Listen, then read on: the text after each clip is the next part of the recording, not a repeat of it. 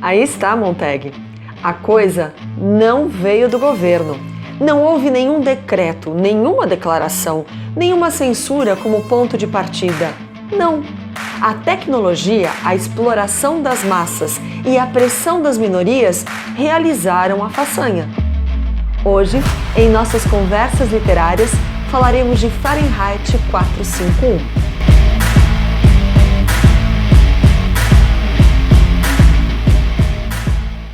O livro trata de um futuro distópico, no qual as casas são feitas de material à prova de combustão. Guy Montag, o personagem principal, é um bombeiro e a função dele é queimar livros. Mas percebam o trecho que eu acabei de ler para vocês. Os livros já tinham sido substituídos pela indústria de entretenimento e queimar livros era apenas mais um espetáculo, assim como as telas ao redor na casa de Mildred, assim como os palhaços que faziam as pessoas darem risadas, assim como os carros muito rápidos que faziam com que as pessoas nem pensassem acerca do que estava acontecendo. O crítico literário Manuel da Costa Pinto faz uma oposição entre Fahrenheit 451 e outras distopias. Por exemplo, a distopia de Huxley e Orwell.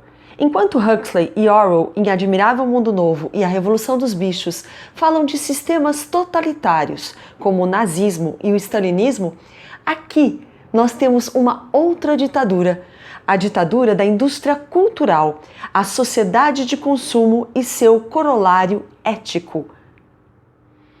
O livro foi escrito em 1950. E uma curiosidade acerca daquela época é que estava acontecendo nos Estados Unidos o macartismo. O macartismo fazia uma perseguição aos artistas e uma censura à arte. Mas o que é que a arte tem para ser tão censurada? Vou explicar para você através do enredo de Fahrenheit. Alguns cuidados que o autor tem. Primeiro cuidado: o nome do personagem principal, Guy. Vocês já perceberam acerca desse nome o que acontece? Guy, ei Guy, é um cara como todos nós. Ou seja, você talvez seja como Guy. Esse Guy terá uma trajetória feita de 3 partes.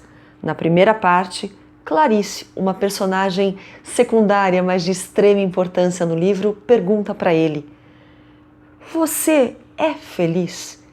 E a gente pode observar nessa primeira parte Guy olhando ao seu redor e observando a escuridão na qual ele vive. A sua mulher, Mildred, ela toma remédios para dormir. Ela passa o dia inteiro olhando para as paredes televisivas.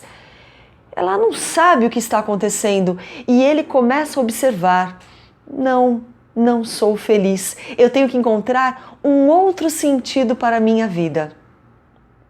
Ainda na primeira parte, existe um acontecimento que ofusca o olhar de Guy.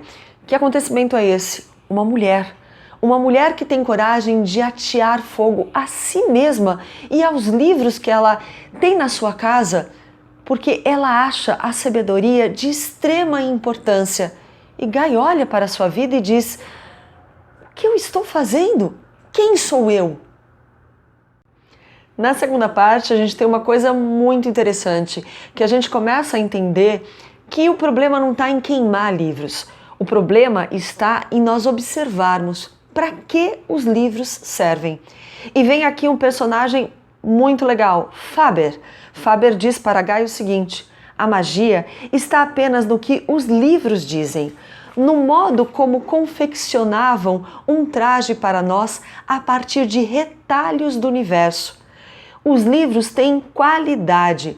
Existem bons escritores que quase sempre tocam a nossa vida e existem escritores medíocres.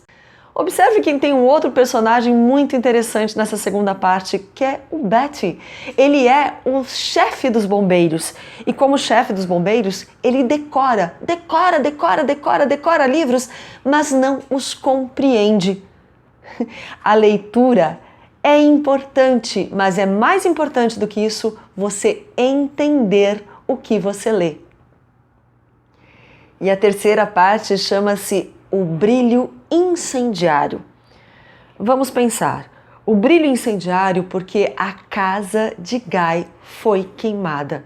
E a casa, ela é simbolicamente o próprio ser. O ser foi queimado. Aquele homem já não mais existirá. É como o próprio autor diz, nós temos uma fênix que renascerá das cinzas. E como será esse renascer? Aqui a gente tem um detalhe muito interessante. Ele diz o seguinte: é quando a guerra terminar, algum dia, algum ano, os livros poderão ser escritos novamente. As pessoas serão convocadas uma a uma para recitarem o que sabem e os imprimiremos novamente até a próxima idade das trevas. Exatamente isso. A idade das trevas aqui em Fahrenheit 451 é as pessoas esquecerem o valor do livro, trocarem o livro pela indústria de entretenimento. E eu tenho que começar a perceber que eu vou decorar os livros, mas não decorar para sair por ali falando como o chefe dos bombeiros falava. Não, pensar acerca de cada livro e falar o significado que ele possui. Gente, e que coisa maravilhosa! Qual é o livro que Guy vai decorar? A Bíblia. E aí você fala, mas por que a Bíblia? Porque a Bíblia foi o primeiro livro a ser impresso. Olha como o autor pensa nos mínimos detalhes, olha como a arte pensa nos mínimos detalhes. Vamos queimar os livros? Sim, 451 Fahrenheit é a temperatura em que os livros são incinerados. Decore um livro você, entenda um livro você e consiga passar para o outro o que o livro tem de importante, os ensinamentos da verdadeira vida. No pós-fácil do livro, Ray Bradbury nos dá uma chave de ouro. Diz ele: o sentido é óbvio. Existe mais de uma maneira de queimar um livro e o mundo está cheio de pessoas carregando fósforos acesos. Ao invés de carregar fósforos, vamos ler livros, vamos entendê-los e assim você será um revolucionário. Assim finalizamos a nossa conversa literária de hoje e gostaria de lembrar você que o vídeo não substitui a leitura do livro. E se você quiser entender outros livros, veja a playlist do canal.